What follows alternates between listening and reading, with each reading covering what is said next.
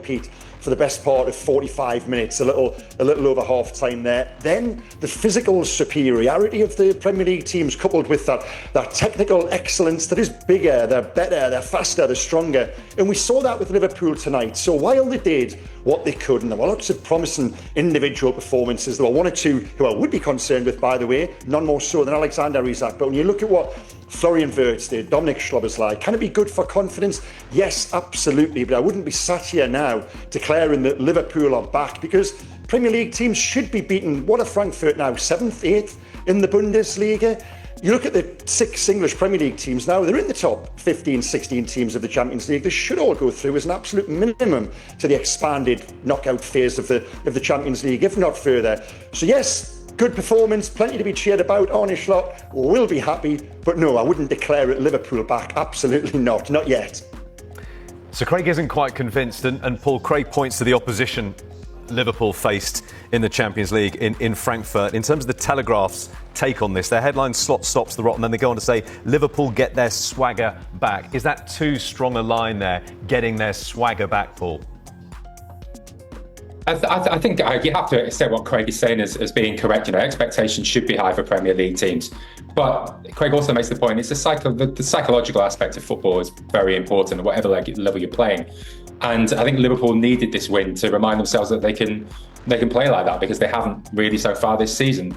The underlying stats in the Manchester United game weren't as bad as the result, and this was a performance in which everything sort of clicked. But more importantly, I think everybody looked like they understood where they needed to be on the field.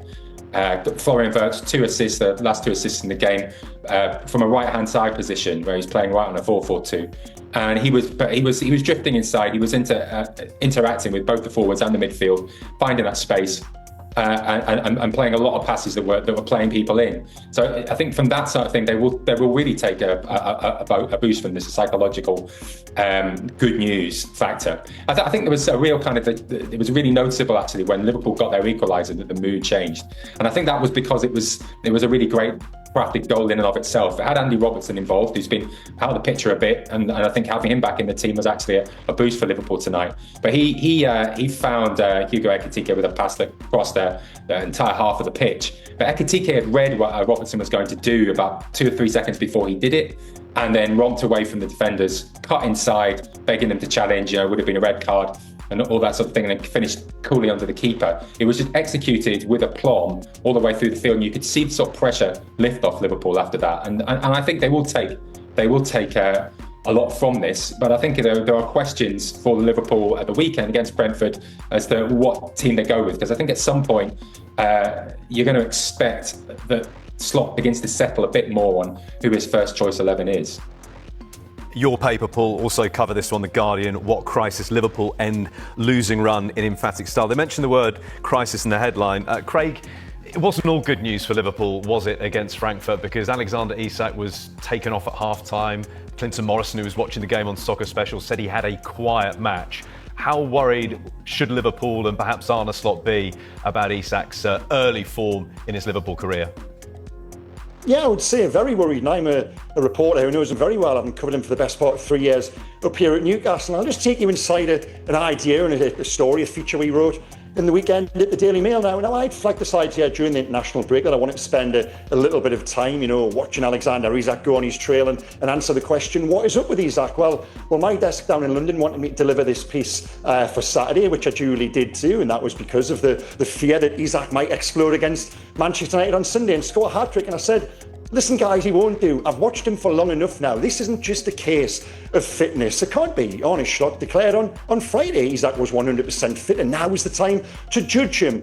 But he hasn't played well since February. That's what folk are forgetting here. From January onwards, there was that mindset almost of this long, painful goodbye and extraction from Newcastle. Because of that, he's lost his belief, he's lost his rhythm, he's lost his instinct, and the player you saw there tonight was unrecognisable from his very best. I think he had only 3 touches in the penalty area. He wasn't really running, he wasn't committing men like he can do. He's quite an extraordinary player when you see him at his best. He's almost, double jointed the way his feet work. They make him manoeuvre situations. We haven't saw that yet for Liverpool. I thought it was a tremendous show of faith after the performance he produced on Sunday during the defeat by Manchester United, to put him in again from the start. It's almost like they're playing him just hoping something will happen, more in hope than expectation or belief.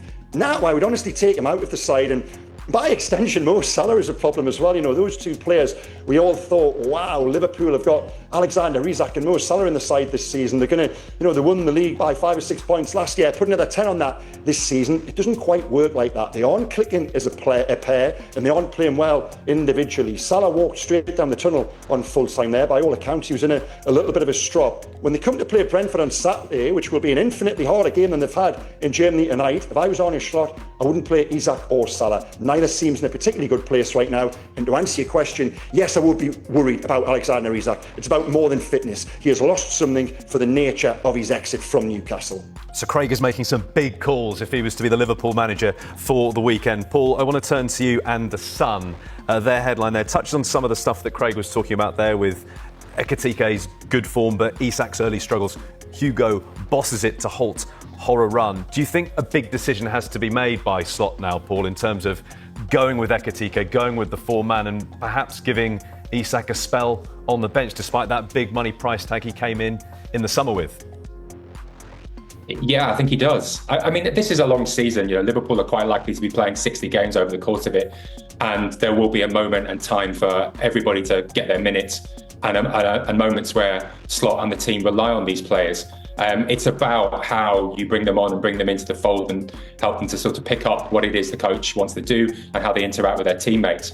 I think it's very interesting what Craig says about this being sort of the vestiges of the long goodbye for Isak. And clearly Ekitike has come from Frankfurt desperate to make his mark as a Liverpool player, and that's the difference between these two players at this point in time. I think it should also be acknowledged that Federico Chiesa came on at half-time for Isak, and he is working his way ever further into Slot's plans after his assist at the weekend. And he is a player who appears committed, desperate to impress, and I think that's what maybe what you might need to see a bit more from Isak. But listen, I don't think any final judgment is going to be made on any of these players right now, and certainly it would be foolish if anybody were to do so. I think it's going to be a case of bringing each of these players on and trying to get them into form. And I think my opinion is I think Salah has played too much football over the past year. He was ever present pretty much for Liverpool last season, their go-to man, the man they relied upon to win them the title effectively, alongside Van Dijk at the back. So I think he might have, at his age, I think that might be something he's still feeling, and I think to dip him out of the side for a little bit wouldn't necessarily hurt. Be interesting to see the decisions Slot makes at the weekend for Liverpool's next match. Let's stay with the Sun, turn our attention to Chelsea now. The headline there, Enzo's youngsters break Champions League record, referring to 3 teenagers for Chelsea scoring in the same game. First time that's happened in the Champions League. So based on that, Craig, the future is bright for Chelsea.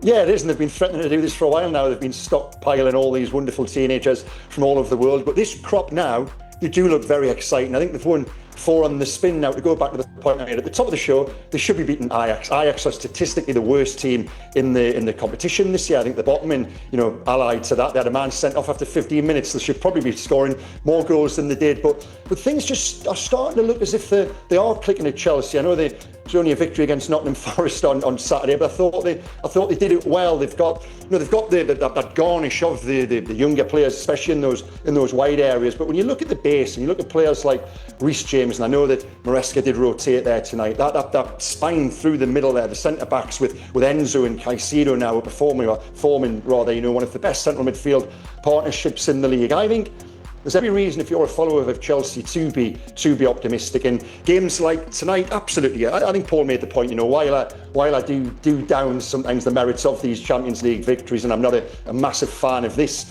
format in terms of the expanded 24 teams going through. I think I've spoke about it on this show before. There is no jeopardy, but you can only do what you do. And will players like Szoboszlai and Wirtz, players like last night for Newcastle, like Anthony Gordon, Harvey Barnes, rediscover that confidence, that touch? Absolutely. So this is no bad thing for Chelsea tonight. Tottenham, by contrast, they've had to work a little bit harder for their result tonight, but all around it was a good night for those Premier League teams. Let's continue our chat about English teams in the Champions League and turn to you, Paul, and talk about Tottenham They keep their unbeaten away record so far this season intact, but was that one of the few positives they can take from that goalless draw at Monaco?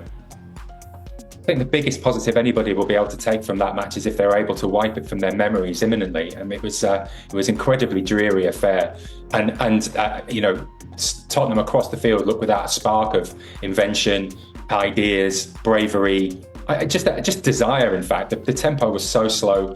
It felt a world away from a Premier League match. You don't have to go for long looking on social media to see people who were ecstatic about the appointment of Thomas Frank just a couple of months ago. Now, bringing back memories of the Nuno era and saying that Espirito Santo was sacked for less than what has happened what's been achieved on the field by Frank's Spurs. I'm still of the mind that